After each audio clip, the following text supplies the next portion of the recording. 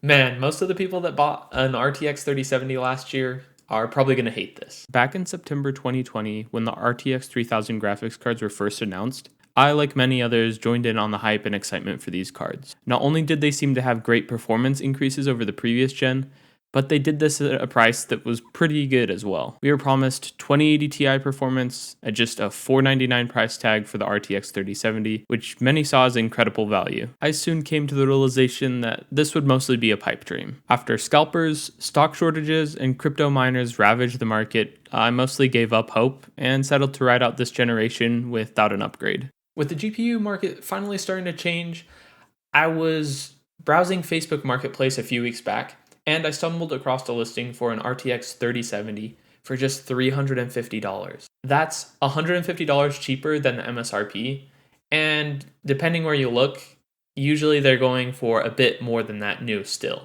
So I shared this listing with a few friends that I thought might be interested in a GPU upgrade. Sadly, none of them were interested, and then I remembered, oh yeah, I kind of wanted one of these GPUs, and this is a really good price. So I messaged the guy, half expecting him not to reply or it to be sold already, just because the listing had been up for a while. But to my surprise, it was available, so I drove the 30 minutes and picked it up. The listing was for an MSI Ventus 3X version of the RTX 3070, but when I got there, he told me that he didn't have a box for that card, and that if I wanted one with a box, he had a different version, a Gigabyte Gaming OC variant, that I could have instead. Luckily, I'd done a little bit of research beforehand, and I found out that the MSI Ventus cards have some of the lowest power limits of any of the 3070s, so I opted to go with the Gigabyte card that he had available. Now, you might be asking yourself, what's the catch here? Did I get a box full of rocks? Did I go to the guy's place and get shanked? Thankfully, no. This was actually a graphics card that was used to mine cryptocurrency. The seller let me know that he'd used it for about a year, and that because of the market changing a bit, he was going to be switching up his cryptocurrency strategy. So, because of that, he was going to sell off some of his cards, and this was one of those cards. So, normally in a situation like this, especially with a graphics card that's been mined on, I would suggest testing the card before you pay for it, before you take it home. But in this situation, he didn't have an extra system to be able to show me it working in, but I decided to risk it anyways just because he seemed pretty trustworthy to begin with, and he let me meet at his place. We weren't meeting in a public place or anything like that, so I guess he was showing a bit of trust to me. I was showing a bit of trust to him. He also knew that I knew where he lived, so if there was something wrong with it, it wouldn't be that hard to get in contact with him. So because of that, I felt pretty confident in picking this up without having fully tested it beforehand. Obviously, I looked it over. It looked like it was in pretty good condition. It didn't look like an older version of any type of card that I'm familiar with. So I was pretty confident that it was what he was saying it was. So, did I get scammed? Well, let's test it out and see. First, I wanted to see if the GPU was stable under load, so I popped the card into my current PC that's running a Ryzen 7 2700X and 32GB of DDR4 CL18 RAM, and opened up Unigine Heaven. I was relieved to see that the benchmark ran fine for a couple of hours with no crashing or artifacting. It did run a bit hot though, hitting the high 80s. Even with these temps, the card was boosting slightly above the rated boost clock for this card, which seemed like a good sign to me. I then tested out a few games of the card, and while it didn't get quite as hot, it still got warm enough that I wouldn't be comfortable using it long term. Specifically, Overwatch and Apex both hit above 80 degrees when the frame rate was set to unlimited. Other games like Fortnite and Hunt Showdown stayed in a very comfortable range though. Considering that the card was used for mining for about a year, and the temps were a little hot, I decided to apply new thermal paste to the GPU die and see if this made a difference. When taking the card apart to do this, the RGB light connector would not disconnect. I yanked on it hard enough that I felt like I was going to pull the header off the PCB, and I couldn't see any clips or anything holding it in place, so I eventually gave up and just worked on the card with the heatsink and fan shroud still tethered to the board. The old thermal paste on the card was well used and pretty dry. The thermal pads for the memory also seemed pretty used, but I didn't have replacement pads for those, so swapping those out may be something that I attempt in the future. There was also a bit of dust on the board, heatsink, fans, and fan shroud, so I took a little time to clean those up and then applied new thermal paste before putting everything back together. After getting the 3070 back in the system, I pulled up Unigine Heaven again and saw the temps decrease by about 9 degrees.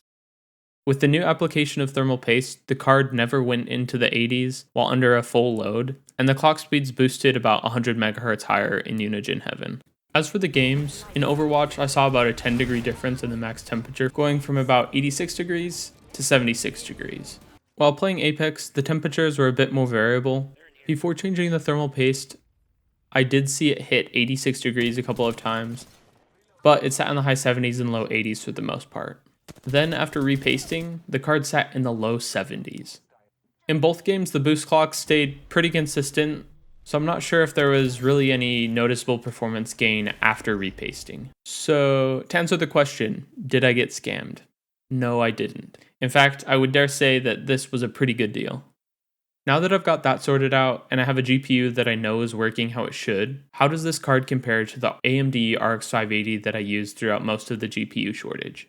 In the first round of tests I did, I compared the Nvidia RTX 3070 and the AMD RX 580 in a range of games that I play often, or I'm hoping to play soon. I tested the games at high to max settings depending on the game, and at a resolution of 1080p.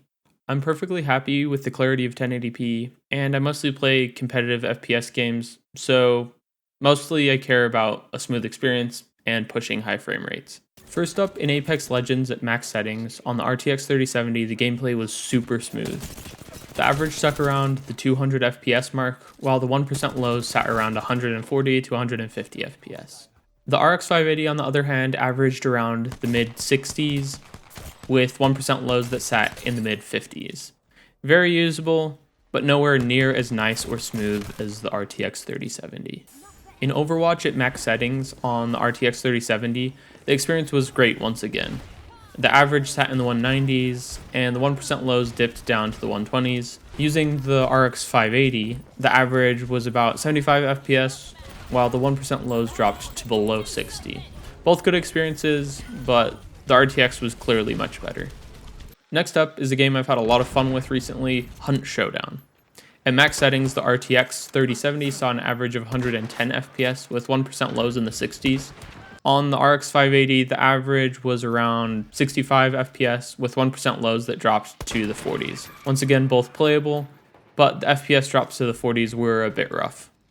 Next up, I tested Fortnite, and typically in this game, the FPS is all over the place just depending on where you are on the map and what's going on in the game. So for testing, I decided to fly around the wind tunnel as long as I could in each run, just to try to keep it a bit more consistent.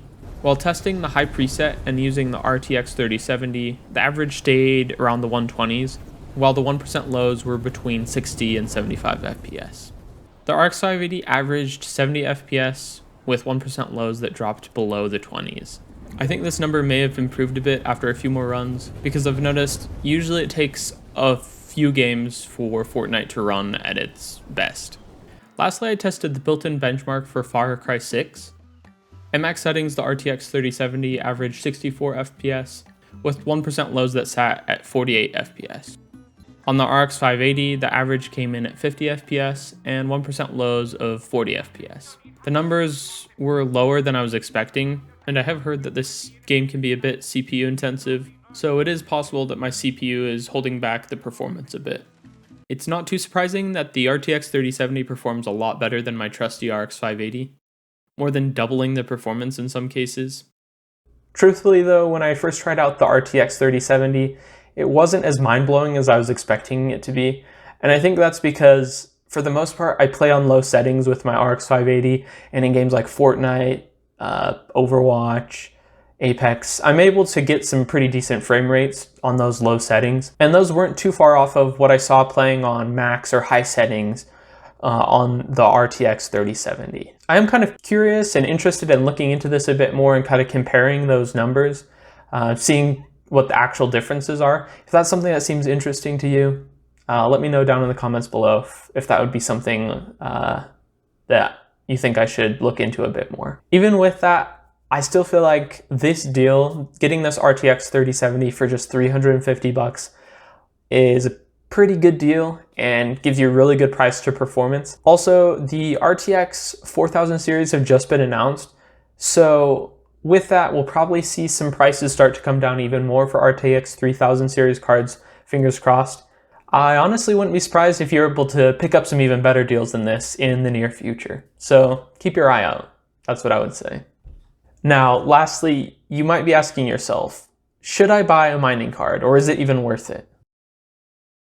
And I think the answer to that is that it depends. If you're already somebody that's okay buying used hardware and you're already aware of the inherent risks and you're somebody that likes to tinker with it or refurbish it, clean it up, maintain it, then this could be a good way for you to save a bit of money on a GPU. With that being said, I want to give you guys a few suggestions for hopefully minimizing your risk if this is something that you want to look into doing. So the first thing I would say is that if something seems sketchy, it probably is. So keep that in mind. You can get some really good deals, but at the same time, if something seems too good to be true, a lot of the time it is. You're going to get scammed, you know, if there's something that's just way below market value and they want to meet at a gas station in a sketchy part of town, probably don't do it. Or if you're buying something off of eBay and the graphics card doesn't look like a brand that you're familiar with, or the fan shroud looks pretty generic, it's probably not going to be the GPU that you're paying for. Secondly, if you can, inspect the card physically. Make sure that there's no oxidation on any of the metal parts. Make sure that the PCB looks like it's in good condition. Look for any blown capacitors or anything like that that could possibly cause issues. Thirdly, if you're buying the card on eBay, try to buy the card from somebody that accepts returns.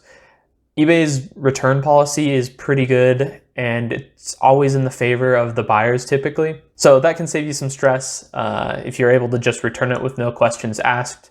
Or if you're picking the card up locally, make sure that you test the card before paying for it and try to meet up at the seller's place of residence. Sometimes people don't like to do this, obviously for privacy reasons and whatnot. This is a pretty good sign that the person's not going to try to rip you off because obviously you'll know where they live now. So if all of these boxes are checked, usually I'm pretty confident in the decision to purchase that item, especially if the price is right.